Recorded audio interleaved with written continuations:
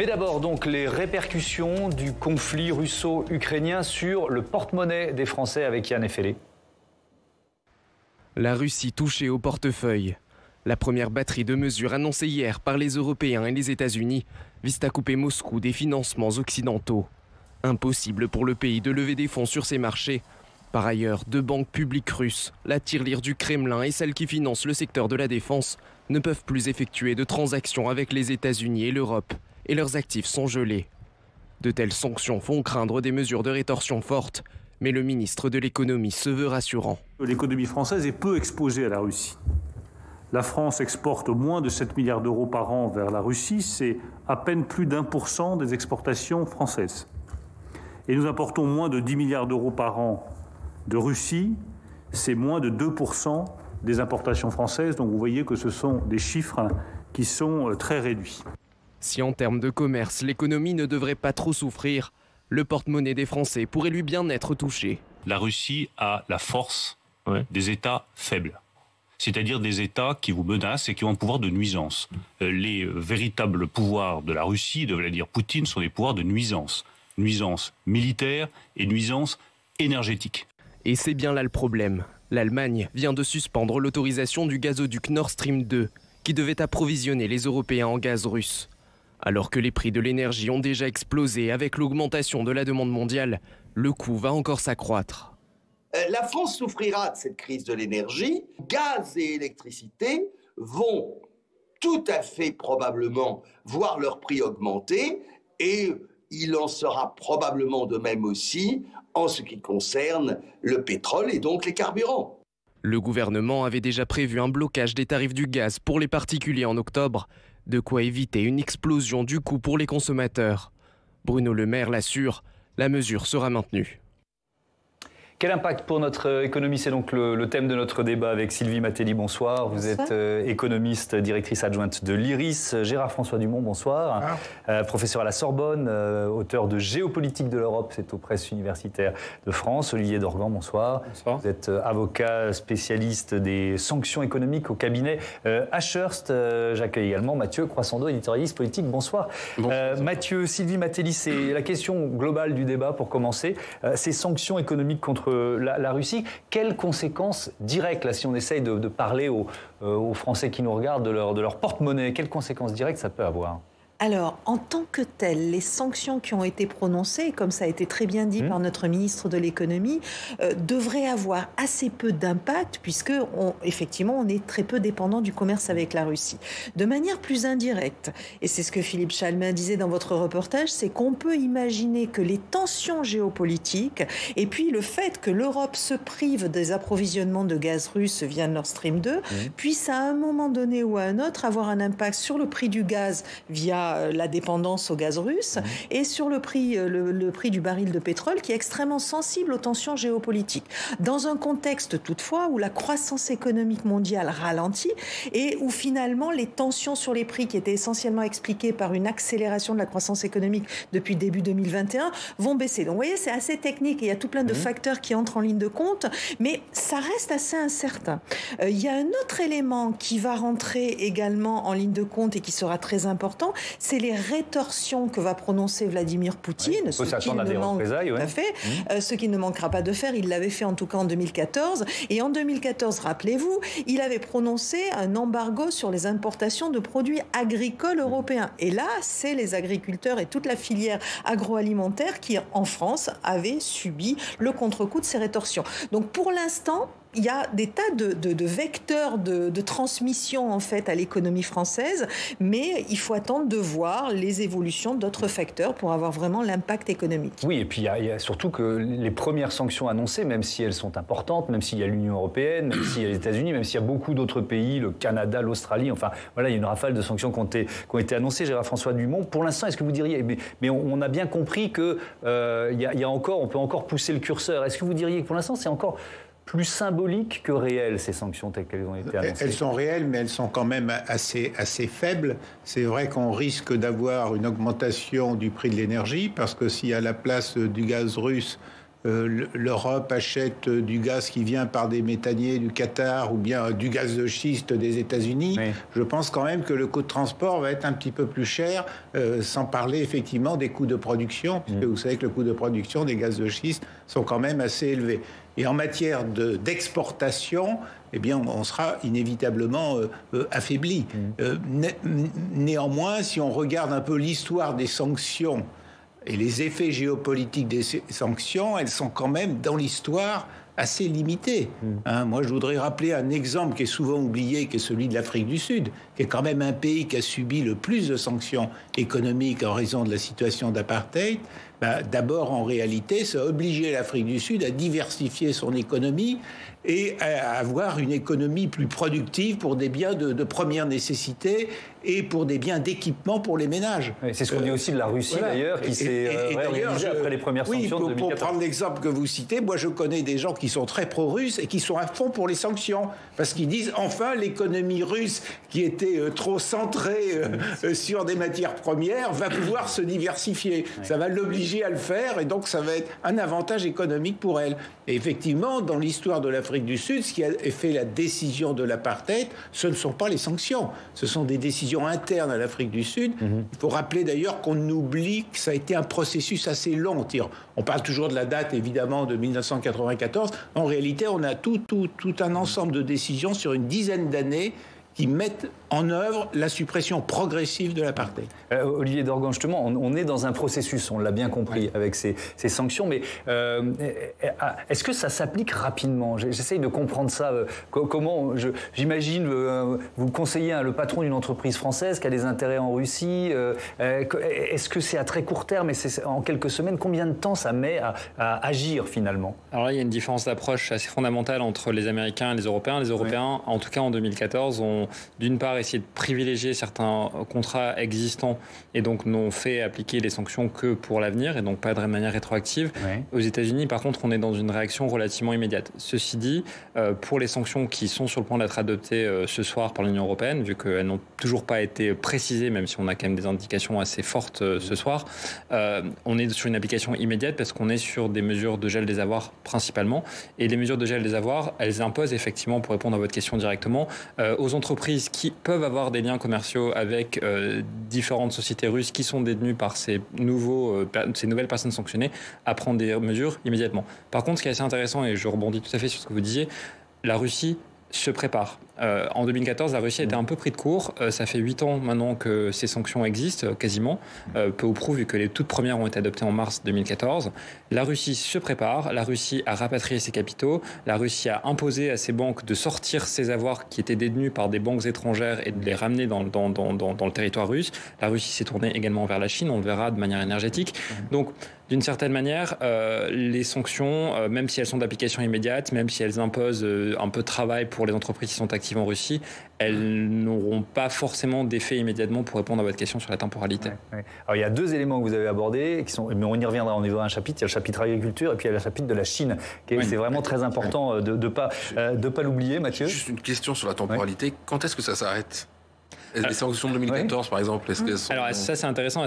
Et d'ailleurs, c'est aussi une des faiblesses du système. Parce qu'on médiatise beaucoup les sanctions, mais beaucoup moins l'arrêt. Est-ce qu'elles tiennent toujours ? Elles ont été arrêtées ? Elles sont renouvelées. Alors en fait, il y a une différence aussi fondamentale entre les États-Unis et l'Union européenne. L'Union européenne, on décide à 28 en 2014, à 27 en 2022, à l'unanimité.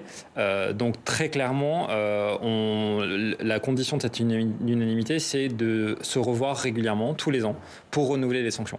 Les Américains adoptent et ensuite il faut un acte, soit un décret présidentiel, soit un acte du Congrès en fonction de savoir si ce sont des sanctions du Congrès ou de l'exécutif américain pour annuler. Mais elles sont indéfinies. Les européennes sont tous les ans et c'est assez intéressant parce qu'on voit des dissensions au sein des États membres. On l'avait vu en 2015, par exemple, la Grèce avait mis dans la balance de la négociation de sa dette commerciale le vote favorable pour le renouvellement des sanctions dès 2015. Donc on voit à quel point, au sein de l'Union, on peut jouer de cette unanimité et de cette règle du renouvellement annuel. Ouais. Alors on va continuer de parler du gaz, de cet aspect particulier. Et je propose à Quentin Calmet de nous rejoindre parce que ça a été l'une des questions. La crise ukrainienne, elle a vraiment été abordée. Bonsoir, Quentin. Bonsoir. Au Sénat, lors de la question questions d'actualité au gouvernement aujourd'hui. C'est la toute dernière séance des questions d'actualité au gouvernement qui se tient tous les mercredis au Sénat, effectivement, puisqu'il y a la suspension pour la trêve avec l'élection présidentielle. Et on a vu pas moins de 3 questions sur ce sujet de la crise en Ukraine. Tout d'abord avec les communistes, très sévères, eux, sur l'action de l'OTAN. Les socialistes, eux, très inquiets pour les 200 000 Ukrainiens qui sont sur la zone de contact en Ukraine. Et donc les centristes, inquiets sur votre sujet, celui qui vous occupe ce soir autour de ce plateau, sur les risques de pénurie de gaz. Quand on sait donc que 40%, et ça a été rappelé au Sénat, des importations du vieux continent viennent de Russie, c'est Barbara Pompili qui a pu répondre cet après-midi lors des questions d'actualité, puisqu'elle dispose dans son portefeuille du volet sur l'énergie. Et écoutez la réponse de la ministre, donc c'était cet après-midi au Sénat. Même si la Russie devait cesser ses exportations, ce qui n'est pas à l'ordre du jour actuellement, nous ne courons pas de risque d'approvisionnement en matière énergétique, qu'il s'agisse des carburants ou du gaz. En particulier, nous avons des stocks stratégiques de pétrole importants qui couvrent près de 90 jours, donc près de 3 mois de notre consommation et qui nous permettent de faire face à des perturbations d'approvisionnement. Et la ministre d'ajouter, pour être très clair, je cite, « Les Français ne risquent pas de manquer de carburant ou de gaz ». Une réponse qui n'a que moyennement convaincu les sénateurs, surtout que, au-delà des 3 mois, que va-t-il se passer? Écoutez la réplique, donc après la réponse de Barbara Pompili, du sénateur centriste François Bonneau. La dépendance de l'Europe au gaz russe a augmenté en 10 ans de 24 à 40%. Pour passer au gaz naturel liquéfié, qui pourrait être une solution, ce sera coûteux et ce sera long. Donc il est urgent d'avoir une politique énergétique qui diminue notre dépendance au gaz russe. Voilà, et c'est sur cette incertitude, Thomas, que se sont séparés les sénateurs et le gouvernement. Prochaine séance des questions d'actu après les élections législatives. Merci Quentin, c'était cet après-midi. Pardon, cet après-midi. Par les jeunes, je ne sais pas si c'est par les jeunes, ça aussi, c'est bon. Enfin, bref, merci beaucoup. C'était sympa de nous faire le compte rendu. Allez, on redevient sérieux, avec peut-être des chiffres assez précis sur les importations de gaz en France. C'est intéressant parce que le gaz qu'on importe, il vient prioritairement de Norvège à 36%, de Russie, nous y voilà, à 17%. Ensuite, c'est l'Algérie et les Pays-Bas. Et ça nous rend, évidemment, on l'a déjà dit sur ce plateau, moins dépendants, par exemple, que l'Allemagne, Sylvie Matelli. Mais je reviens à ce que disait le sénateur centriste François Bonneau. Au-delà de 3 mois, en fait, la question, il y a la question des sanctions et il y a la question du conflit. Évidemment, si le conflit dégénère, là, on n'est plus dans la même mécanique sur la hausse des prix. On est d'autant plus dans la même mécanique qu'il y aura probablement de nouvelles sanctions qui seront imposées et donc de nouvelles rétorsions de la part de Vladimir Poutine et de la Russie. Très clairement, je pense que ce sur quoi parie aujourd'hui le gouvernement, c'est le fait que dans 3 mois, ce sera l'été et qu'en été, on consomme beaucoup moins de gaz. Donc les tensions sur les marchés vont se réduire et même si les facteurs géopolitiques et le conflit ukrainien tentent à pousser les prix du gaz à la hausse ou à réduire nos approvisionnements depuis la Russie, au fond, ce sera plus facile dans une période estivale où on consomme moins de gaz d'aller chercher des alternatives qu'en plein hiver quand il fait très très froid. Donc je crois qu'on est sur cette logique-là. La question qu'il faut se poser, c'est et après l'hiver, à l'automne, il se passe quoi? Très clairement, c'est vrai que s'approvisionner en gaz liquéfié, pour l'instant, c'est pas acquis. On n'est pas sûr de pouvoir importer les quantités et on reste très dépendant de la Russie. Il y a aussi une autre question qui va se poser avec le gaz à l'arrivée de l'automne et de l'hiver, c'est que faut bien se rappeler la tarification du prix de l'électricité qui est en grande partie dépendante des prix du gaz en Europe, puisqu'on a un tarif unique de l'électricité en Europe. Et là aussi, au-delà du pétrole et du gaz, c'est peut-être l'électricité et le prix de l'électricité qui va flamber pour ceux qui n'ont pas la chance d'être encore sous des contrats avec des prix régulés. Oui, alors je parlais de l'Allemagne. Le chancelier allemand Olaf Scholz a annoncé la suspension de l'autorisation sur le gazoduc Nord Stream 2 qui doit relier l'Allemagne à la Russie. Mais enfin, pour l'instant, Gérard François Dumont, on n'a pas coupé ça fonctionne toujours, les livraisons. Il y a toujours le Nord Stream, alors qu'on appelle 1 maintenant, en quelque sorte, il existe toujours. Et de toute façon, la Russie n'a aucun intérêt à cesser de livrer du gaz à l'Europe. Parce que ça représente pour elle quand même des ressources qui sont considérables. Et même si elle se dit, bien, maintenant je vais en livrer davantage à la Chine et moins à l'Europe, Je pense que le gaz à la Chine, il lui coûtera sans doute, il lui rapportera moins que la vente du gaz en Europe. En plus, le transport du gaz en Europe et notamment en Allemagne ne coûte pas très cher. C'est-à-dire Nord Stream 1, ça passe par la mer Baltique, donc il n'y a pas de royalty à payer à des pays de passage. Et donc, d'ailleurs, Nord Stream 2, vous rappelez que l'une des raisons de la construction de Nord Stream 2, c'était aussi d'éviter justement le passage par le sud qui coûtait beaucoup plus cher et qui posait des problèmes géopolitiques, avec notamment un certain nombre, je dirais, de chefs d'entreprise ukrainiens, pour parler gentiment, qui avaient tendance à s'approprier le gaz au passage, parce qu'il faut rappeler que la Russie vendait à l'Ukraine le gaz beaucoup moins cher qu'elle le vend aux pays de l'Union européenne. Donc ils avaient trouvé une astuce extraordinaire en Ukraine. Ils prenaient du gaz au passage au prix vendu par les Russes, et ils le revendaient à d'accord. Ils le revendaient au prix fort à l'Union européenne. Ça faisait une bonne petite marge. Quand Moscou a découvert ça, ils n'ont pas énormément apprécié la méthode. Et c'est l'une des raisons, qu'on le veuille ou non, des tensions. Vous rappelez que la Russie a même menacé à certaines périodes, il a même fait, je crois, quelques jours à un moment, de supprimer le gaz à l'Ukraine pour qu'elle arrête cette espèce de spéculation assez malhonnête que les Ukrainiens faisaient à l'époque. Donc la Russie, si vous voulez, c'est toujours le problème des relations entre un fournisseur et un client. Un client dépend de son fournisseur, mais un fournisseur dépend de son client. Donc, a priori, ils n'ont pas intérêt à se séparer et à divorcer totalement. Comparatif entre l'Union européenne et la France dans ses relations économiques avec la Russie. Les liens entre la Russie et l'Union européenne. L'Union est le premier partenaire et le premier investisseur de la Russie. Ça, c'est intéressant. Si on zoome ensuite, alors on devrait pouvoir voir cette première infographie. Ensuite, si on zoome sur la France, et je reprends ce que disait le ministre de l'économie Bruno Le Maire dans le sujet tout à l'heure, effectivement, les exportations vers la Russie, c'est 7 milliards d'euros. 1% moins de 1% des exportations, et c'est moins de 2% des importations, avec un peu moins de 10 milliards d'euros, disait Bruno Le Maire. Olivier Dorgan, je vois ces chiffres, j'entends le ministre, mais dans une économie qui est quand même très mondialisée, globalisée, même si on est moins dépendant que d'autres de la Russie, est-ce que quand on a des groupes français, là je pense par exemple à Total, mais il y en a beaucoup d'autres qui sont mondialisés, est-ce qu'on peut échapper à l'impact de sanctions économiques? Vous voyez ce que je veux dire?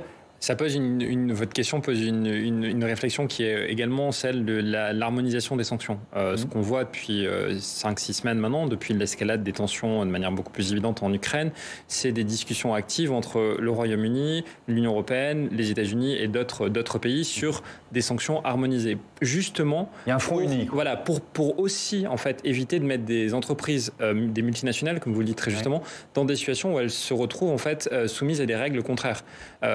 Pour reprendre votre question sur la réaction des groupes français, un groupe français qui est actif aux États-Unis, au Royaume-Uni, en Russie, de toute manière devra suivre l'ensemble des sanctions qui seront édictées, d'où l'importance de les annoncer en même temps et qu'elles soient le plus coordonnées possible. C'est ce que l'Europe et les États-Unis avaient déjà fait en 2014. Après, pour répondre peut-être plus directement à votre question sur l'impact pour les entreprises françaises qui sont des multinationales, oui, les impacts sont importants parce que les activités, même si effectivement en termes d'importation et d'exportation ce sont des chiffres qui sont relativement faibles, il y a des investissements considérables qui ont été faits par certains acteurs, notamment dans le secteur énergétique en France, en Russie, qui ont d'ailleurs été pour certains un peu mis en pause par la première vague de sanctions en 2014. On pense notamment à toute l'exploration arctique, au développement du gaz et du pétrole de schiste en Russie, dans les régions vraiment au nord de la Russie. Et ce sont effectivement des dizaines de milliards d'euros qui ont été investis par des entreprises françaises en partenariat avec Rosneft, Gazprom Neft, avec d'autres acteurs énergétiques en Russie, et qui, eux, sont pour le coup potentiellement menacés, ou en tout cas qui sont impactés et par les sanctions européennes et par les sanctions américaines. Et c'était, je conclurai sur ça, l'objet des dissensions sur Nord Stream 2, avec les investissements allemands qui étaient très importants et les Américains qui voulaient imposer des sanctions secondaires contre Nord Stream pour essayer de forcer la main de l'Allemagne, avec une résistance assez forte d'Angela Merkel sur la fin de son quinquennat pour s'opposer à ces mesures.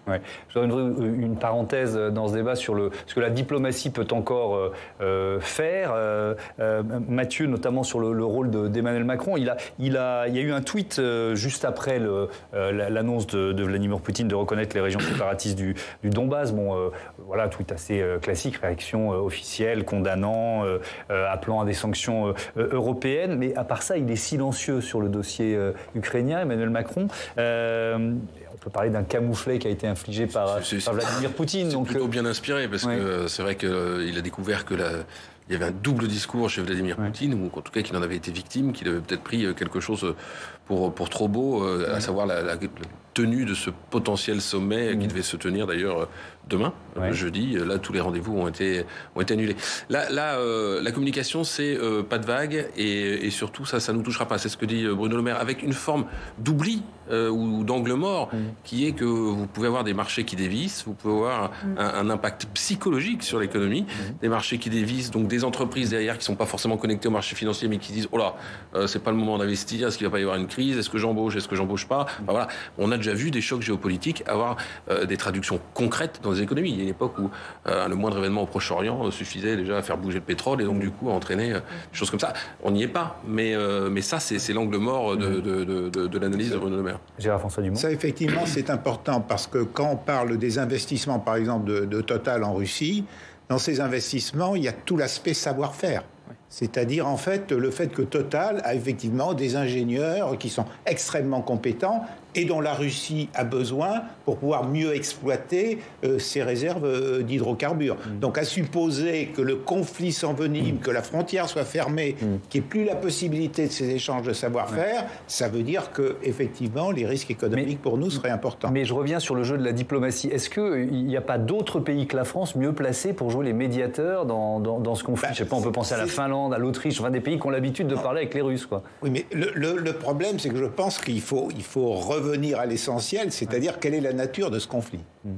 Bon, en fait, ce conflit, il me paraît assez simple, c'est-à-dire qu'on avait la Russie et l'Ukraine qui étaient mariés.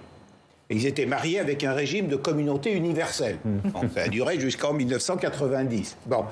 Et bien sûr, depuis 1990, on est dans un processus de divorce, avec des hauts et des bas. Mais le problème, c'est qu'il y a quand même des éléments de partage, et ils ne savent pas comment les partager. Parce qu'en gros, la Russie dit, bien vous voyez, regardez les frontières occidentales de l'Ukraine, c'est grâce à moi que vous les avez. Et notamment parce que j'ai gagné la guerre contre Hitler, et donc j'ai réussi à gagner pour vous des territoires qui auparavant dépendaient ou de l'Empire austro-hongrois avant la Première Guerre mondiale, ou de la Pologne à un autre moment. Quant aux frontières orientales de l'Ukraine, la Russie a toujours dit, mais rappelez-vous, ce sont des terres russes qu'on vous a données pour agrandir votre territoire. Et concernant la Crimée, il faut rappeler que la Crimée, avant 1939, était une des républiques de l'URSS. Donc vous êtes en train de nous dire que Vladimir Poutine a des droits sur ces territoires? Non, mais c'est très compliqué la situation. Ouais. C'était une république de l'URSS qui était autant autonome que les autres, dans la mesure où on peut parler d'autonomie au sein de l'URSS. Et le problème, c'est qu'elle a été occupée pendant 4 ans par l'armée hitlérienne. Et donc Staline, en 1945... pour effectivement expliquer aux Ukrainiens, aux habitants de Crimée qu'ils n'étaient pas contents parce qu'ils avaient été un peu gentils avec les Allemands, a supprimé totalement le statut de république de l'URSS à la Crimée et en a fait un simple oblast. Et puis, donc, un simple cadre administratif. Et puis, comme vous le savez, en 1954, Khrouchtchev a décidé de réunir cet oblast. Donc, si je vous comprends, pardon, parce que l'histoire, c'est passionnant, mais on pourrait continuer pendant des heures. Mais donc, vous dites quoi? Un peu de tort partagé, c'est ça, puisqu'on parle de divorce? Si on reprend toute l'histoire, oui, nous on est un peu les juges aux affaires familiales dans cette affaire, si je puis dire, en quelque sorte. Mais quand on regarde la situation géopolitique, elle est beaucoup plus complexe que d'un côté, il y a les bons et de l'autre côté, il y a les mauvais. Moi, j'adore quand on a de la complexité, on essaie d'avoir le courage de la nuance dans cette émission. Et alors, comme promis, on va parler de la Chine maintenant, parce que Sylvie Matelli, c'est vraiment très important. Je reviens aux sanctions, qu'on soit bien d'accord. S'il y a un axe Moscou-Pékin qui se crée, ça dévitalise un petit peu l'effet des sanctions. Est-ce qu'on peut dire ça ? Alors très clairement, et c'est une partie de l'adaptation aux sanctions qu'ont organisé les Russes après 2014. Les exportations aujourd'hui et la vente de gaz à la Chine s'est intensifiée ces dernières années parce que depuis 2014, les Russes ont mis en service et ont construit un gazoduc qui permet d'approvisionner la Chine en gaz. Alors c'est moins intéressant que les relations avec l'Europe, ça a été dit, mais malgré tout, c'est un nouveau débouché et c'est une partie de ceux qui expliquaient à l'automne l'augmentation du prix du gaz russe, c'est qu'il y avait une concurrence qui était faite et qui permettait à la Russie de se positionner soit à l'est, soit à l'ouest. Donc ça c'est un premier élément, c'est un élément très important. On a aujourd'hui du mal à décrypter quelle va être l'attitude de la Chine. Parce que dans les sanctions, il y a plusieurs éléments. Il y a l'impact, l'efficacité des sanctions sur le pays que vous sanctionnez. Bon, on l'a tous dit, elles risquent d'être assez limitées. D'abord parce que les sanctions restent assez limitées et ensuite parce que la Russie s'est habituée aux sanctions depuis 8 ans à présent. Donc ça, c'est un premier élément. Le deuxième élément, c'est l'impact que vont avoir les sanctions sur nous, les sanctionneurs. Et ça, on a vu avec les sanctions de 2014 que pour certains secteurs d'activité, on a parlé de l'agriculture, on a parlé de l'énergie et du secteur de l'énergie, on aurait pu parler aussi du secteur du luxe, puisque le marché russe est l'un des débouchés. Mais le troisième élément, c'est la capacité que peut avoir un pays à sanctionner, à contourner les sanctions. Et en fait, dans les sanctions de 2014, la Chine a offert cette possibilité à la Russie parce qu'il y avait un rapprochement qui était en cours et qui n'a fait que s'intensifier et qui a finalement jeté les Russes dans les bras de la Chine. Ça a souvent été dit et décrypté. La question qui se pose aujourd'hui, c'est est-ce que ça va s'amplifier ? Est-ce que les Chinois vont finalement fermer les yeux sur ce que sont en train de faire les Russes ? Rien n'est moins sûr. On les entend très peu, les Chinois, pour une bonne et simple raison, c'est qu'ils ont des intérêts économiques avec l'Ukraine, ils ont aussi des intérêts économiques avec l'Union européenne. Et avec les États-Unis. Ils n'ont pas du tout envie de se fâcher plus que nécessaire avec les États-Unis. Donald Trump étant parti, on se rend compte que Joe Biden a montré un petit peu qu'il était sur la même ligne que Trump dans sa relation à la Chine, mais dans la vraie vie, il y a une intensification des négociations économiques et commerciales avec une entente très forte entre Janet Yellen et son homologue chinois, ou chargé des questions environnementales aux États-Unis. Oula, vous nous posez une colle là. On va pas le trouver, c'est pas grave. Revenir, mais qui a été candidat à une époque à l'élection prédientielle et sur les questions climatiques, Est-ce Al Gore? Pas du tout. Non, pas du tout. Ça m'étonnait. On ne va pas rentrer dans un... Non, bon, bref, c'est pas très grave. Mais c'est vrai qu'il y a eu un accord, il y a eu une déclaration commune à l'issue de Glasgow et de la COP 26 entre la Chine et les États-Unis sur les questions climatiques. Donc, mine de rien, il y a quand même un rapprochement qui s'est opéré sur certains dossiers. Dans le dossier économique et climatique entre les États-Unis et la Chine, je doute que les Chinois veuillent remettre ça en cause. Olivier Dorgan, sur cette question de la Chine, là aussi, si on rentre dans la mécanique des sanctions, pour bien comprendre ce qui se passe, c'est-à-dire on pourrait interdire, ça pourrait interdire à des entreprises chinoises de continuer de faire du business avec les États-Unis si elles aident trop la Chine. C'est très binaire ce que je dis, sûrement, mais j'essaie de comprendre. Non, en fait, effectivement, c'est pour ça que la question de contournement, moi, me paraît pas forcément le mot le plus juste. Je pense que l'adaptation.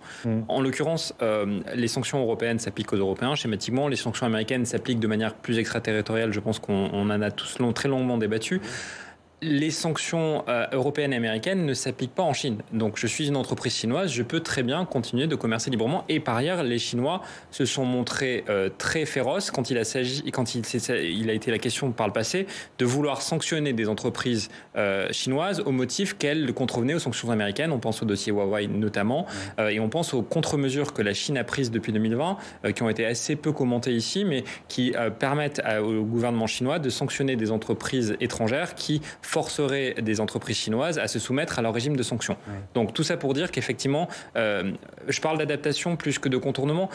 Et peut-être pour rebondir au-delà du secteur énergétique, il y a le secteur financier. Le secteur financier, on a aussi longtemps parlé ces dernières semaines de SWIFT et d'une éventuelle déconnexion. Alors, est-ce qu'on peut rappeler précisément ce qu'est SWIFT ? Alors, SWIFT, c'est une organisation internationale qui est venue sécuriser dans les années 70, pour dire les choses simplement, les communications entre banques, pour apporter de la sécurité avec des formats de messages harmonisés qui permettent à des établissements bancaires de savoir qu'elles ont toutes les informations nécessaires pour faire des opérations plus ou moins complexes de transfert, de crédit documentaire ou autre. Les 99% des banques mondiales souscrivent à SWIFT et elles ont accès à ces capacités. Et il a été dès 2014 question, parce qu'on avait le précédent iranien de 2012, de déconnecter certaines banques russes proches de Poutine de SWIFT pour leur empêcher de communiquer de manière sécurisée avec les banques américaines et les banques européennes. Ce qu'a fait Vladimir Poutine dès décembre 2014, c'est qu'il a dit « je vais créer un réseau concurrent à SWIFT, qui s'appelle SPFS, qui est un réseau qui a été mis en œuvre à partir de 2017, qui a aujourd'hui la quasi-totalité des banques russes et des compagnies d'assurance russes souscrivent à ce système. Et fait intéressant, il y a 12 banques étrangères qui souscrivent à ce canal alternatif, et la principale, c'est la Banque centrale de Chine. Donc on pourrait se dire qu'éventuellement, adaptation à nouveau, dans l'hypothèse de sanctions, de déconnexion de SWIFT, on bascule sur autre chose. Et tout dernier point, sur le secteur financier, on voit l'Union européenne d'ailleurs annoncer des restrictions aux accès au marché de capitaux renforcées pour les banques russes. On peut se demander dans quelle mesure des capitaux chinois ne vont pas venir également abonder les réserves des banques russes si elles venaient en manquer. Alors je reviens à l'un des thèmes, on a fait la Chine et on n'a pas encore détaillé la question de l'agriculture, enjeu vraiment important, des sanctions qui inquiètent la présidente de la FNSEA. On écoute Christiane Lambert. Les sanctions financières contre la Russie créent un risque énorme de mesures de rétorsion contre les produits de l'Union européenne, au premier rang desquels encore les produits agricoles. Il y a aussi des incidences sur les marchés que nous craignons. L'Ukraine, les 2 zones qui ont été envahies, à l'est de l'Ukraine, représentent une part importante de la production de blé ukrainien. 12% des exportations mondiales de blé viennent d'Ukraine. 12%.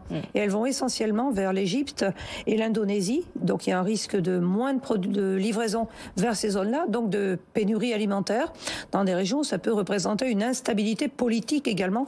On se souvient des émeutes de la faim et des soulèvements en Afrique du Nord. Donc cette déstabilisation de la géopolitique du blé, elle est très préoccupante. Oui, effectivement, le poids de la Russie dans le marché du blé, c'est 11% de la production mondiale, entre 18 et 20% des exportations mondiales sont source Chambre d'agriculture de France. Et l'Ukraine, c'est aussi important. L'Ukraine, on parle souvent de grenier à blé de l'Europe. Est-ce que, Gérard François Dumont, vous diriez que c'est l'un des enjeux de ce conflit ?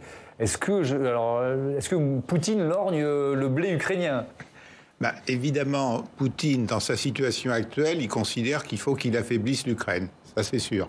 Dans la mesure où il veut affaiblir l'Ukraine, il a intérêt, effectivement, vu de son point de vue, de s'emparer de parties de l'Ukraine qui sont économiquement plus dynamiques. Et qu'on le veuille ou non, le bassin du Don, même si c'est pas tout le bassin du Don dont il s'empare, eh bien, c'est quand même une partie de l'Ukraine qui a toujours eu un niveau économique relativement intéressant. Et donc, on ne peut pas dire qu'il prend en Ukraine les territoires les moins intéressants économiquement. Donc, ça a quand même de l'importance pour lui. Est-ce que l'agriculture française est effectivement en première ligne dans le risque économique dont on parle depuis le début de ce débat, Sylvie Matelli ?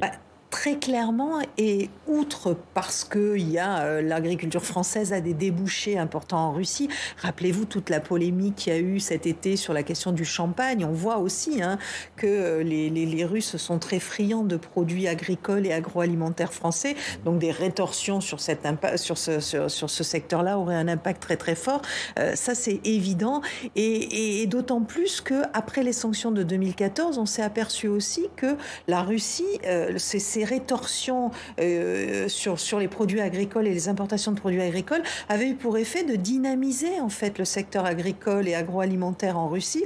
Donc c'est un double effet en fait. D'un côté, vous êtes pénalisé parce que vous ne pouvez plus importer, puis à la fin, vous vous retrouvez avec un nouveau concurrent extrêmement efficace. Et qui plus est, dans un moment où l'augmentation des prix de l'énergie a pesé sur toutes les matières premières et qu'on a vu ces derniers mois également une augmentation des prix d'un certain nombre de produits agricoles.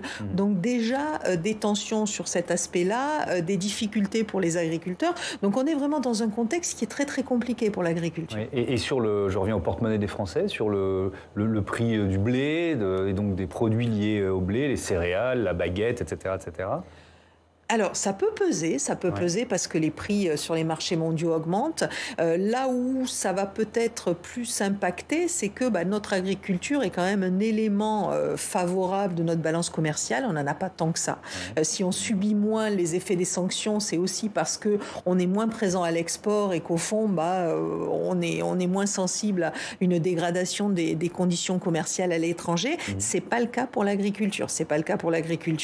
Et du coup, ça risque de pénaliser à la fois les agriculteurs et le consommateur français. Olivier Dorgan, des mesures de représailles ou de rétorsion russes, Ça peut être quoi, produit par produit? On peut dire, vous parliez du champagne, ça peut être par exemple plus de champagne français Alors, en Russie. ça peut être de deux natures. Ça peut être effectivement par secteur d'activité, agriculture, produits de luxe par exemple. Ouais. Ça peut être intéressant aussi de voir comment est-ce que la Russie a aussi appris de son grand frère chinois, qui, comme je vous le disais, depuis 2020, a également mis en place des règlements de blocage qui interdisent là aussi aux entreprises russes de se conformer, ou aux entreprises françaises qui sont actives en Russie, de se conformer aux sanctions européennes ou américaines. Donc ce qui peut être intéressant, c'est oui, des secteurs d'activité, mais à mon avis, une réponse peut-être encore plus intelligente de la part de la Russie pour justement venir sanctionner des entreprises présentes sur le territoire. On pense à ce moment-là aux fameuses joint ventures, notamment dans le secteur de l'énergie, qui viendraient, parce qu'elles y sont soumises, appliquer le droit européen ou le droit américain et qui se verraient sanctionner par les Russes pour justement respecter la réglementation à laquelle ils sont soumis. Mais ce qui est passionnant, je vous écoute depuis tout à l'heure, en fait, c'est votre spécialité, mais ça fait tellement longtemps qu'on applique des sanctions économiques dans différents conflits un peu partout dans le monde qu'on a inventé des réponses, quoi. Pays par pays, secteur par secteur, c'est ça, quoi. On parle de sanctions depuis... La Russie, ça a vraiment été un tournant dans les sanctions, même si effectivement l'apartheid a été la raison de l'imposition des plus grandes sanctions dans l'histoire des sanctions. Les sanctions, c'était un instrument juridique dont objectivement auquel personne ne portait vraiment attention parce que ça concernait l'Iran, la Corée du Nord, Cuba pour les Américains. En 2014, on s'est dit, on a le choix entre une intervention militaire, très peu populaire en plus à l'époque au vu de la débâcle américaine en Irak et en Afghanistan, ou remettre au goût du jour cet instrument. Donc les diplomates qui ont construit ces sanctions en 2014 les ont d'ailleurs appelées sanctions sectorielles, sanctions intelligentes, ciblées précisément.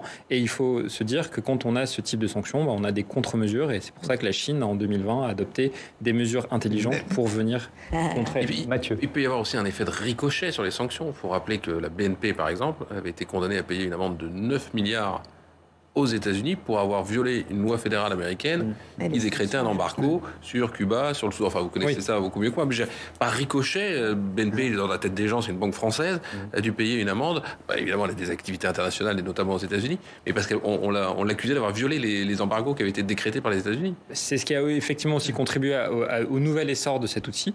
Mais la raison pour laquelle BNP a été sanctionnée en 2014, c'est parce qu'elle avait effectivement des points de rattachement, parce qu'elle utilisait le dollar, notamment à la réglementation. Ça doit phosphorer dans les services juridiques des grands groupes internationaux français aujourd'hui. Allez-y. Non, au point de vue des sanctions, il faut rappeler aussi toutes les sanctions contre la Russie, donc contre la Syrie, dont l'objectif était clairement d'obliger Bachar el-Assad d'abandonner le pouvoir, et a priori, il est toujours au pouvoir. Alors c'est vrai que son pays est extrêmement appauvri, mais ce qu'on voit, c'est que des pays, par exemple, du Moyen-Orient, comme l'Arabie Saoudite, comme les Émirats Arabes Unis, qui avaient aussi mis en place des sanctions très fortes contre le régime de Bachar el-Assad, mais elles les ont quasiment abandonnées. Elles ont renoué leurs relations diplomatiques avec lui. Et on voit que maintenant, les relations entre la Jordanie et la Syrie sont en train d'être remises en place. Et puis, on a un exemple d'actualité, pardonnez-moi, c'est le Mali, où là aussi, le Mali vient de subir un certain nombre de sanctions pour obliger sa junte à enfin donner une date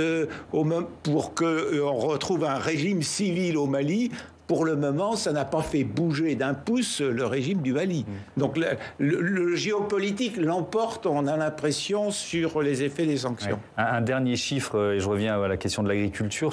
On en parle moins, on parle beaucoup de blé, mais sur le marché des engrais, on a découvert ce chiffre en préparant l'émission. La Russie, acteur majeur de ce marché, 16% du commerce mondial des engrais. Donc là aussi, on va terminer là-dessus, Sylvie Matelli. Ce qui est intéressant, c'est que tout notre débat, il s'inscrit aussi dans ce qui est un enjeu qui est monté très fort depuis 2 ans avec la pandémie, la question de la relocalisation, de la souveraineté économique sur des denrées majeures pour l'équipe du pays. Donc ça renforce ces arguments-là, et notamment dans le cadre de cette campagne présidentielle. Tout à fait. Et ce qui est très intéressant dans ce débat sur les sanctions, les nouvelles sanctions qu'on imposerait à la Russie, c'est que justement on se questionne sur l'impact que vont avoir ces sanctions sur nous-mêmes. C'est assez nouveau dans le débat. On ne s'était pas posé la question question comme ça en 2014. Et au fond, ça nous en dit long sur le fait que les sanctions, elles nous coûtent peut-être plus cher qu'elles n'ont d'efficacité. Mais malgré tout, est-ce qu'on peut ne rien faire ? Et la grande difficulté avec la Russie et la grande nouveauté avec la Russie, c'est que la plupart du temps, quand on parle des sanctions à l'encontre de la Birmanie, etc., au départ, il y avait d'abord des sanctions multilatérales imposées par les Nations Unies, parfois complétées par les États-Unis et de façon unilatérale, voire l'Union européenne, mais on était sur un concert des nations pour imposer des sanctions contre un régime. Dans le cas de la Russie, c'est totalement impossible, puisqu'aux Nations Unies, tout le monde le sait, ils sont au Conseil de sécurité, donc ils vont mettre leur veto à ce qu'on leur impose des sanctions. Donc on est obligé d'y aller tout seul, mais là vous rentrez dans une sorte de jungle où au fond vous savez que vous devez imposer des sanctions pour marquer le coup, pour dire on ne peut pas laisser faire, mais vous vous retrouvez coincé parce que ces sanctions, chacun fait ce qu'il veut. La Russie peut imposer des rétorsions puisqu'on n'est plus du tout dans un cadre multilatéral. Merci beaucoup, merci à tous d'avoir participé à ce débat. Vous avez retrouvé le nom de l'homme politique ? John Kerry. John Kerry, voilà, qui vous cherchiez. Bon, vous avez eu toutes les infos du coup. Merci beaucoup Gérard-François Dumont. Géopolitique de l'Europe, c'est aux presses universitaires de France. Merci encore une fois d'avoir participé à ce débat.